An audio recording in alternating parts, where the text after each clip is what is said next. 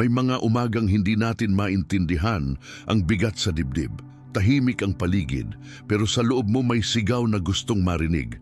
Pero ngayon, huminto ka sandali, huminga ka ng malalim, dahil ang Diyos ay narito. Sa bawat salita na iyong maririnig, may kapangyarihan. Sa bawat panalangin na iyong bibigkasin, may tugon. Hindi aksidente na narito ka ngayon, ito'y paanyaya mula sa langit. Sinasabi sa awit, Karma takes ano. Ang Diyos ay ating kanlungan at kalakasan, handang saklolo sa oras ng kaguluhan. Handa ka na bang lumapit? Handa ka na bang hayaan ang Diyos na hawakan ang kabuuan ng iyong araw? Tayo'y magsimula.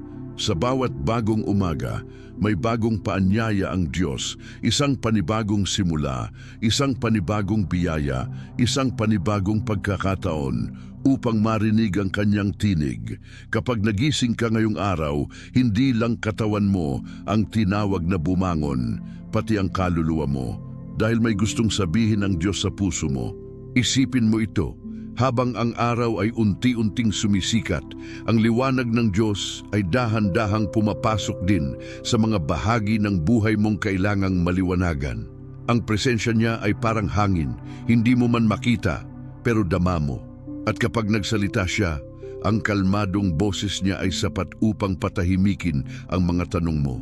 Ang sabi sa awit 143:8, Ipaunawa mo sa akin sa umaga ang iyong kagandahang loob, sapagkat sa iyo ako nagtitiwala.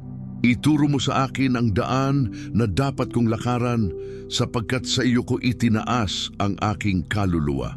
Alam ng Diyos ang kailangan mo ngayong araw. Hindi ka niya iiwan sa dilim.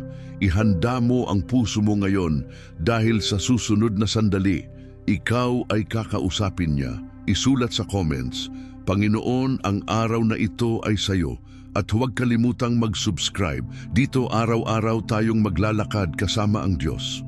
Huminga ka ng malalim at habang dahan-dahan mong inilalabas ang hininga, isipin mo, narito ka ngayon sa presensya ng Diyos. Sa Kanya walang imposible, ang mga pangako niya'y buhay at tumatalima. O Diyos, salamat ko sa iyong katapatan at sa iyong panginginig sa aking kaluluwa. Ang awit 30:5 ay nagsasabi, sapagkat sa isang sandali ay magiging maaliwalas ang pamumuhay. Ang gabi ay tumatagal ng pag-iyak, ngunit sa pagdating ng araw ay may awit na mangyayari. At ngayon, nasa dapit-hapon ka ng pag-asa. Ang liwanag ay sisikat muli. Ama sa langit, dinadala ko sa iyo ngayon ang araw na ito, ang simula, ang gitna, ang wakas at ang pagitan. Inilalaan ko ang sarili ko sa iyong mga kamay, sapagkat alam kong ikaw ang Diyos na gumagawa ng bago sa bawat gabi at araw. Alisin mo ang alinlangan sa aking isipan, punuin mo ang mga silid ng aking puso ng katiyakan na ikaw ay may direksyon, may layunin, may plano. Hinihingi ko ang iyong salita na magbigay liwanag sa landas ko. Ituro mo sa akin ang daan na dapat kong lakaran. Awit 143:8. Pinipili kong manampalataya, hindi dahil nakikita ko ng buo ang kaganapan, kundi dahil kilala ko ang iyong pangalan at kilala ko ang iyong katapatan. Panginoon, sa umpisa ng araw kong ito, sa gitna ng aking gawain, sa hinto ng aking pagninilay, hinahanap kita. Binubuksan ko ang bibig ko at iniaangat ang pangalan mo bilang aking sandigan. Bawat salita ko, bawat galaw ko, baka maging daluyan ng iyong kapangyarihan at biyaya. Hinihiling ko ang iyong gabay na ang bawat pagpiling ng aking paa, ang bawat pagtingin ng aking mata, ang bawat pag-iisip ng aking puso ay nakaayon sa iyong dakilang plano. Buksan mo ang aking mga tenga upang marinig ang iyong tinig, ang maliit at tahimik na paanyaya na karaniwang napapadaan sa ingay ng mundo. Turuan mo akong tumigil, makinig, magsabi, salita mo ngayon, Panginoon, ako'y nakikinig. Hindi bilang isang dambuhalang sermon ang panalangin, kundi pag-uusap ng isang anak sa ama, ng isang kaibigan sa kanya na nagmamahal. At kaya ngayon, kahit hindi mo pa nakikita ang buong kinalabasan, nagpapatuloy ang pananampalataya ko. Hindi dahil sa sarili kong lakas, kundi dahil sa iyong lakas. Anumang pangarap ang nais mo na matupad sa buhay ko, sabik kong inaabangan ang iyong pagsisimula nito sa araw na ito. Dahil ang iyong pangako ay hindi mahuhuli, gaya ng sinabi sa mga Isaias 55:1-11. Gaya ng bumabalik ang tubig sa dagat at hindi bumabalik na walang bunga, ganyan ang aking salita na lumalabas sa aking bibig. Hindi ito babalik sa akin nang walang nagawa, kundi ayon sa aking kalooban ay magkakamit ito ng tagumpay at gagawin kung bakit ko ito ipinadala. At ngayon, inaasahan ko na ang iyong salita ay kikilos. Habang nagpapatuloy ang araw, ako'y magtitiwala sa iyong misyon para sa akin. Ang panalangin ng umaga ay hindi lamang ritual, kundi isang pakikipagtagpo sa buhay ko, isang pahayag na ito ang araw na inihandog ko sa iyo, O Diyos. Sa iyo ang unang sipat, sa iyo ang unang hakbang, sa iyo ang unang salita. Hinihiling ko rin na ang aking puso ay maging kalinisan at ang aking pananampalataya ay maging dalisay. Walang masasabi o gagawin ako na hindi ka wili-wili sa iyong mata. Itakwil ko ang pag-uugali na nagpapahina ng tiwala at yayakapin ko ang lakas na iyong ibinigay para sa araw na ito. Panginoon, pawiin mo ang anumang hadlang sa aking espiritu. Ialis mo ang buong anino ng alinlangan. Sa halip, tuklasin ko ang iyong pagmamahal na bumabalot sa akin, gaya ng sinabi sa Roma 8:31. Ano pa ang ating sasabihin sa mga bagay na ito? Kung ang Diyos ay para sa atin, sino ang laban natin? Halos hindi ko matamasa ang tamis ng pag-asa na dala ng katotohanang ikaw ay para sa akin. At ngayon pinipili kong manampalataya sa iyong pangalan. At ngayong araw, ako ay mag-ukol sa iyong direksyon, sa iyong presensya, sa iyong kalinga. Hindi ko malimitahan ang hinihintay ko, dahil alam kong ikaw ang Diyos ng himala, ang Diyos ng bagong simula. Kaya ngayon, pagkatapos ng panimulang salita ng aking puso, iniaangat ko ang panalangin ko sa iyo. Hawak ko ang katotohanan na sa iyong salita ako lumalago. At sinasabi ko, dumating na Panginoon at kumilos sa buhay ko ngayon. Naway ang araw na ito ay maging testimonya ng iyong kaharian. Isang araw kung saan ang direksyon ng plano mo ay malilinaw, ang pagtugon mo ay madarama, at ang biyaya mo ay bumuhos.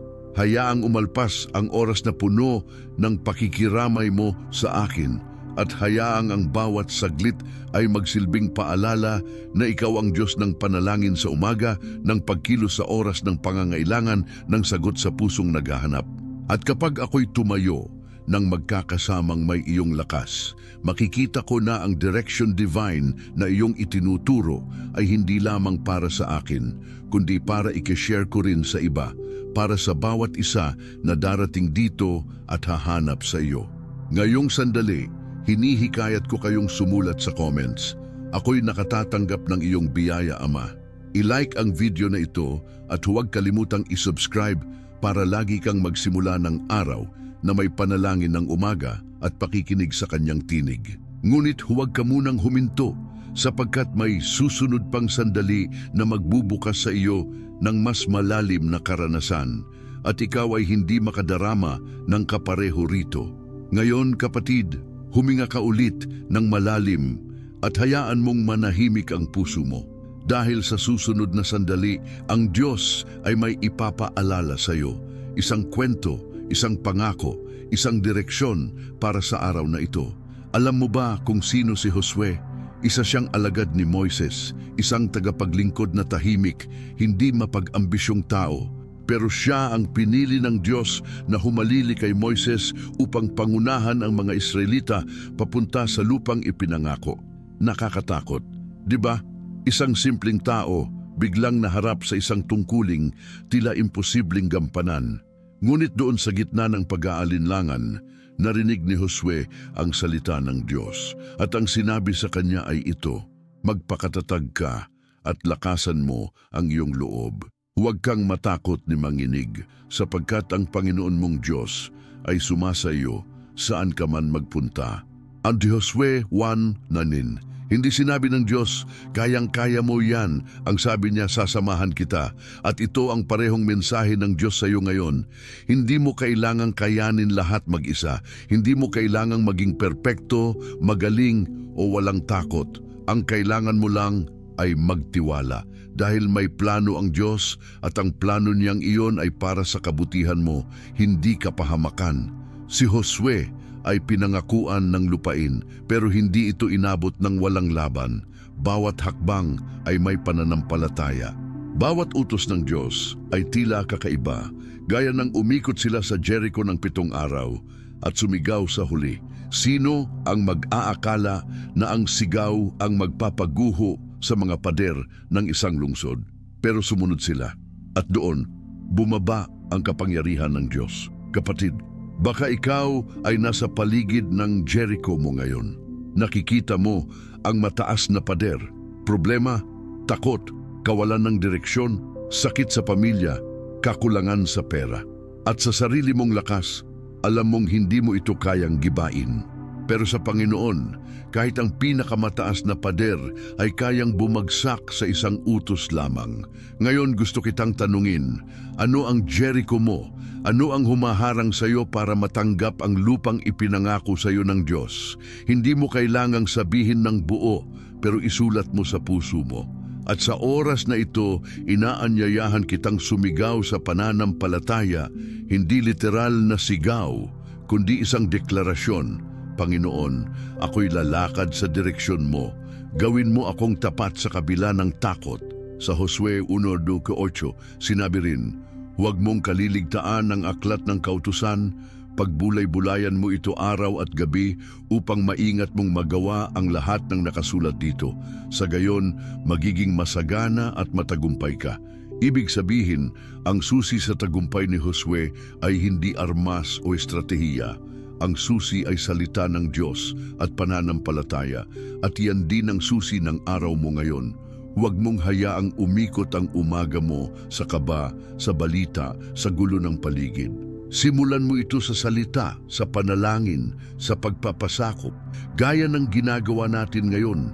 Dahil sa bawat pagsuko mo, may kapalit na pagpapala. Sa bawat tiwala mo, may tugon mula sa langit. At sa bawat hakbang mong may pananampalataya, may kasamang kilos ang Diyos. Kapatid, may mga pagkakataon na ang direksyon ng Diyos ay hindi mo agad mauunawaan. Minsan pa nga, taliwas ito sa lohika. Tulad ng pag-ikot sa Jericho, walang armas, walang pagsalakay. Pero ang himala, hindi nangyayari sa lohika kundi sa pagsunod. Kaya ngayon gusto kong pagnilayan mo ito. May ipinag-uutos ba ang Diyos sa iyo ngayon na tila hindi mo maintindihan? Isang pagpapatawad? Isang pagtigil? Isang desisyon? Isang hakbang ng pananampalataya? Kung oo, tandaan mo, hindi mo kailangang makita ang buong larawan para magtiwala, sapagkat kung siya ang nagsalita, may mangyayari. Gaya ng sinabi sa Isaiah 55:11, gayon din naman ang aking mga salita na lumalabas sa aking bibig. Hindi ito babalik sa akin na walang kabuluhan, kundi maisa sa katuparan ang aking layunin at magtatagumpay sa kung bakit ito ay aking ipinadala. Ang salita ng Diyos ay buhay, makapangyarihan, at ngayon, habang pinapakinggan mo ito, may ginagawa na siyang hindi mo pa nakikita, may inaayos na siyang hindi mo pa nararamdaman, at sa tamang oras, mararanasan mo ito ng buo.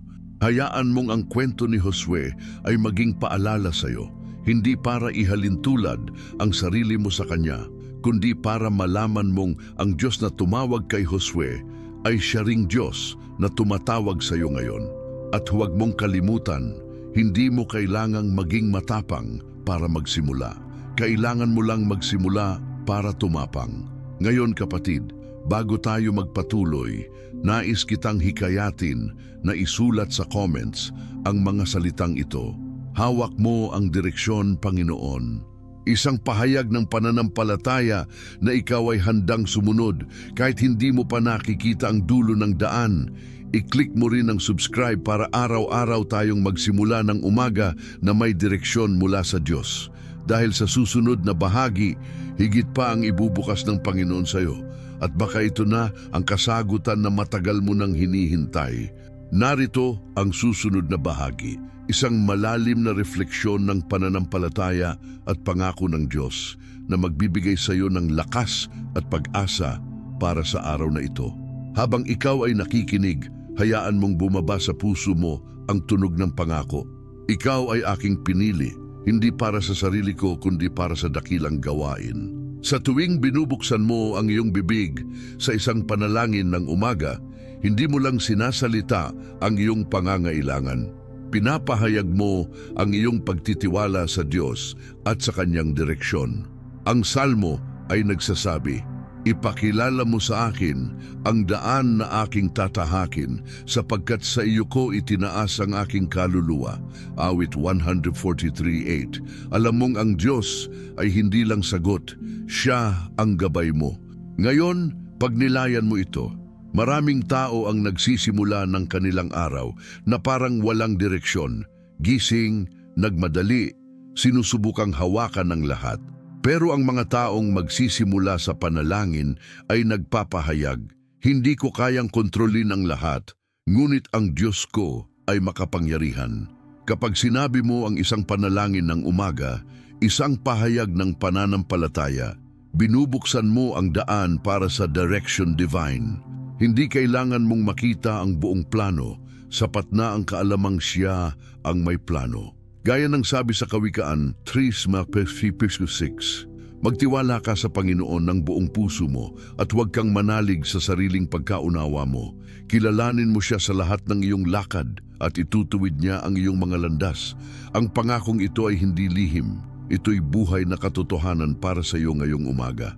At habang pinapakinggan mo ito, tanungin mo ang sarili mo, sa anong bahagi ng araw mo ngayon kailangan kong huminto at makinig sa tinig ng Diyos? Sa anong sulok ng puso mo may tanong na nagtatanong pa rin ng direksyon? Dito ngayon, kahit hindi mo nakikita ang buong larawan, may kilabot ng pag-asa dahil ang Diyos na nagsimula ng mabuting gawa sa iyo ay tatalima at tatapusin ito sa tamang panahon. Kapag nakaharap ka sa desisyon, maliit man ito o malaki, ang panalangin ng umaga ang iyong sandata. Kapag nakaramdam ka ng panghihina, ang direksyon ng Diyos ang magsisilbing tibay mo. At kapag nagtataka ka kung bakit tila may pagkaantala ang tugon, tandaan, ang Diyos ay may tamang oras. Siya ang nagtatayo ng tamang panahon, hindi Kanya iniiwan ng bulag-bulagan. Ang sabi sa Isaiah 30:21, ang iyong mga tainga ay maririnig ang salitang iyon sa likuran mo na nagsasabi, "Ito ang daan, lumakad ka rito." Ipinapangako Niya na Siya rin ang magiging gabay sa bawat hakbang mo, kahit kaliwa, kahit kanan, kahit sa gitna ng kawalan. Ngayon, hayaan mong bumaba sa puso mo ang katahimikan at pakinggan mo ang paanyaya ng Diyos. Lumapit ka sa akin at hayaan mo akong ipakita sa iyo ang direksyon ko. Hindi ito predikasyon lang, ito ay isang usapan ng puso sa puso, ikaw at ang Diyos. At ang usapan na ito ay may kapangyarihang magbago ng araw mo, ng oras mo, ng desisyon mo. Sa pagkakataong ito, pinapakiusapan kitang huwag lang basta makinig, tumugon. Sabihin sa sarili mo ngayon habang nagdadalumat, "Panginoon, ituro mo sa akin ang hakbang na tatahakin ko ngayon."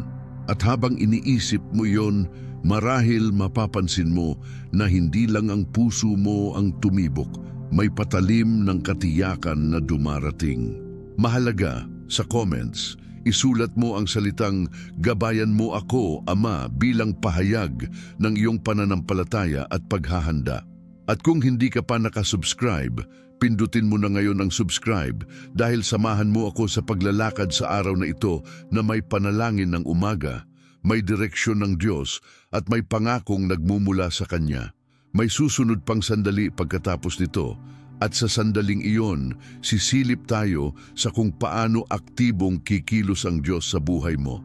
Tahimik mong nararamdaman ngayon sa puso mo ang paanyayang hindi mapigilan. May gumagalaw sa espiritu mo at alam mong hindi ito basta pakiramdam. Ito ay kilos ng Diyos. Sa bawat salitang naririnig mo ngayon, may binubuksan ng Panginoon sa loob mo. Isang pinto, isang direksyon, isang panibagong simula. At alam mong hindi mo ito nahanap mag-isa. Siya ang tumawag. Siya ang nagdala sa iyo rito. At ngayon, siya ang magsasalita. Ang panalangin ng umaga ay hindi simpleng dasal. Ito ay pasimula ng direksyon ng langit. Ito ang sandali kung saan ang ordinaryong araw mo ay ginagawang makapangyarihan. Ito ang punto kung saan ang kahapon mong puno ng pagdududa ay pinapalitan ng panibagong pananampalataya. Kaya't habang patuloy mong pinapakinggan ang tinig ng Diyos sa panahong ito, alalahanin mong hindi kanyang ugali ang manahimik sa gitna ng pangangailangan. Siya ay laging may tugon, laging may kilos, laging may layunin. Madalas tayong nagdadasal ng Panginoon, kausapin mo ako. Ngunit minsan, sa sobrang dami ng ingay sa paligid natin, nalilimutan nating ang Diyos ay madalas magsalita sa gitna ng katahimikan, sa gitna ng simpleng paghinto, sa gitna ng panalangin ng umaga na tulad nito. Kaya ngayon, ilapit mo ang puso mo. Lumapit ka hindi sa paraang pilit, kundi buo ang loob. Sabihin mo sa Kanya, narito ako, Panginoon. Nandito ako hindi para lang humingi, kundi para marinig ka. May mga oras sa buhay na parang lahat ay naka-hold. Yung parang hindi gumagalaw ang plano, parang ang panalangin ay paulit-ulit pero tila walang kasagutan. Pero sa espiritu may nangyayari. Sa bawat panalangin mong sinasambit, ang kalangitan ay kumikilos. Ang mga anghel ay tumatayo. Ang Diyos ay inaayos ang mga detalye. Huwag mong sukatin ang kilos ng Diyos sa tahimik na sandali, sapagkat ang pinakatahimik na oras ang kadalasang simula ng pinakamalakas na himala. Tulad ng pag-ikot ng mga Israelita sa Jericho. 7 araw silang umikot, tahimik. Walang sigaw, walang armas. Isang hakbang lang araw-araw. Sa paningin ng iba, walang nangyayari. Pero sa ika-7 araw, sa ika-7 ikot sa sigaw ng pananampalataya, bumagsak ang pader. At ganun din sa iyo, baka nasa ika-5 araw ka na, baka nasa ika-7 ikot ka na, kaya huwag kang titigil, magpatuloy ka, dahil ang pader ng hadlang ay malapit ng bumigay sa pangalan ni Jesus. Ang mga salitang naririnig mo ngayon ay hindi ko salita lamang. Ito ay deklarasyon ng langit para sa iyo.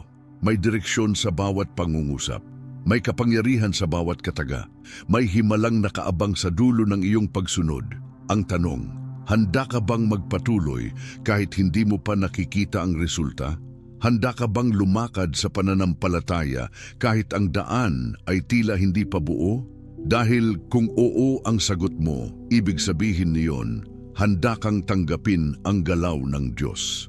Hindi mo kailangang maramdaman ang lahat agad. Ang hinihingi lang ng Diyos ay isang oo, isang simpleng Panginoon, mananatili ako. Isang tahimik na pananampalatayang sinasabi, hindi ko man makita, naniniwala ako. At sa panahong ito ng umaga, ito ang gusto ng Diyos sa iyo, isang pusong bukas, hindi perpekto pero handang sumunod. Dahil ang direksyon ng langit ay dumarating sa mga pusong marunong makinig. Ang himala ay hindi palaging bigla ang kagalingan o biglang tagumpay. Minsan ang himala ay kapayapaan sa gitna ng unos. Minsan ito ay kapangyarihang tumindig sa kabila ng pagod. Minsan ito ay isang salita mula sa Diyos na nagsasabing, "Anak, kasama mo ako." At sa sandaling marinig mo ito, buong buo, magbabago ang pananaw mo sa buong araw. Pakinggan mong mabuti, hindi ka iniwan ng Diyos. Hindi ka kinalimutan. Hindi siya tahimik dahil wala siyang pakialam. Tahimik siya dahil may inaayos siya para sa iyo. At ngayong umaga, ang panalangin mong ito, ang simpleng pakikinig mong ito, ay sapat na dahilan para gumalaw ang langit sa pabor mo. Kaya bago matapos ang bahaging ito, gusto kong marinig ko ang pahayag ng pananampalataya mo. Sa comments, isulat mo ang salitang, Sumasampalataya ako sa direksyon mo, Panginoon. Isang pangungusap na magbubukas ng bagong pinto. Isang deklarasyon na magpapalakas sa mga kapatid mo rin na nagbabasa.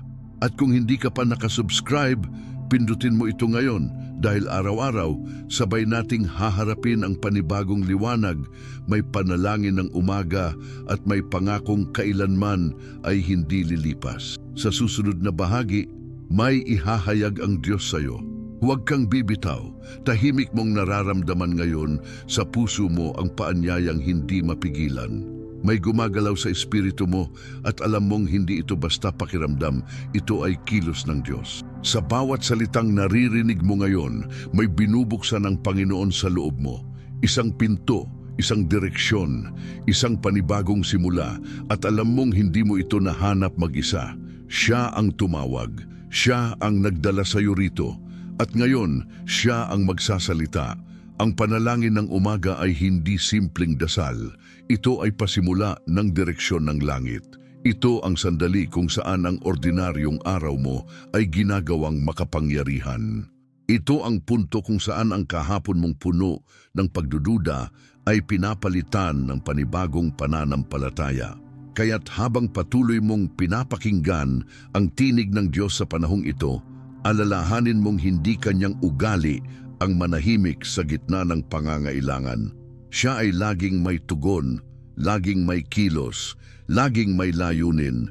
Madalas tayong nagdadasal ng Panginoon, kausapin mo ako. Ngunit minsan, sa sobrang dami ng ingay sa paligid natin, nalilimutan nating ang Diyos ay madalas magsalita sa gitna ng katahimikan, sa gitna ng simpleng paghinto, sa gitna ng panalangin ng umaga na tulad nito. Kaya ngayon, ilapit mo ang puso mo. Lumapit ka, hindi sa paraang pilit, kundi buo ang loob. Sabihin mo sa Kanya, narito ako, Panginoon. Nandito ako hindi para lang humingi, kundi para marinig ka. May mga oras sa buhay na parang lahat ay nakahold. Yung parang hindi gumagalaw ang plano. Parang ang panalangin ay paulit-ulit pero tila walang kasagutan. Pero sa espiritu may nangyayari. Sa bawat panalangin mong sinasambit, ang kalangitan ay kumikilos. Ang mga anghel ay tumatayo.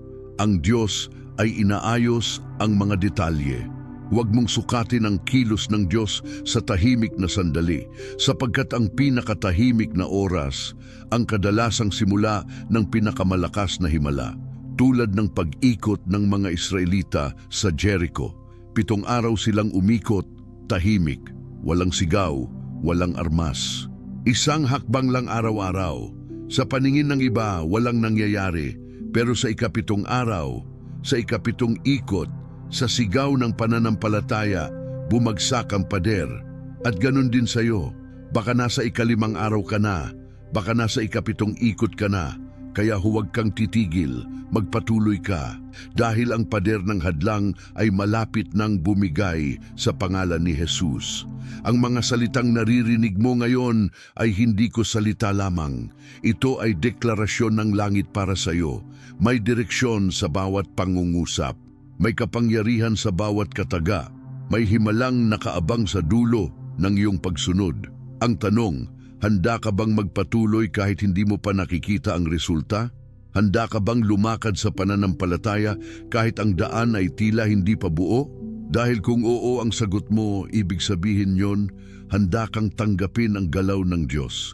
Hindi mo kailangang maramdaman ang lahat agad. Ang hinihingi lang ng Diyos ay isang oo, isang simpleng, Panginoon, mananatili ako. Isang tahimik na pananampalatayang sinasabi, hindi ko man makita, naniniwala ako. At sa panahong ito ng umaga, ito ang gusto ng Diyos sa iyo, isang pusong bukas, hindi perpekto, pero handang sumunod. Dahil ang direksyon ng langit ay dumarating sa mga pusong marunong makinig. Ang himala ay hindi palaging bigla ang kagalingan o biglang tagumpay. Minsan, ang himala ay kapayapaan sa gitna ng unos. Minsan, ito ay kapangyarihang tumindig sa kabila ng pagod. Minsan, ito ay isang salita mula sa Diyos na nagsasabing, anak, kasama mo ako. At sa sandaling marinig mo ito, buong buo, magbabago ang pananaw mo sa buong araw. Pakinggan mong mabuti, hindi ka iniwan ng Diyos. Hindi ka kinalimutan. Hindi siya tahimik dahil wala siyang pakialam. Tahimik siya dahil may inaayos siya para sa iyo. At ngayong umaga, ang panalangin mong ito, ang simpleng pakikinig mong ito, ay sapat na dahilan para gumalaw ang langit sa pabor mo. Kaya bago matapos ang bahaging ito, gusto kong marinig ko ang pahayag ng pananampalataya mo. Sa comments, isulat mo ang salitang, "Sumasampalataya ako sa direksyon mo, Panginoon." Isang pangungusap na magbubukas ng bagong pinto, isang deklarasyon na magpapalakas sa mga kapatid mo rin na nagbabasa. At kung hindi ka pa nakasubscribe, pindutin mo ito ngayon dahil araw-araw sabay nating haharapin ang panibagong liwanag. May panalangin ng umaga at may pangakong kailanman ay hindi lilipas. Sa susunod na bahagi, may ihahayag ang Diyos sa iyo. Huwag kang bibitaw.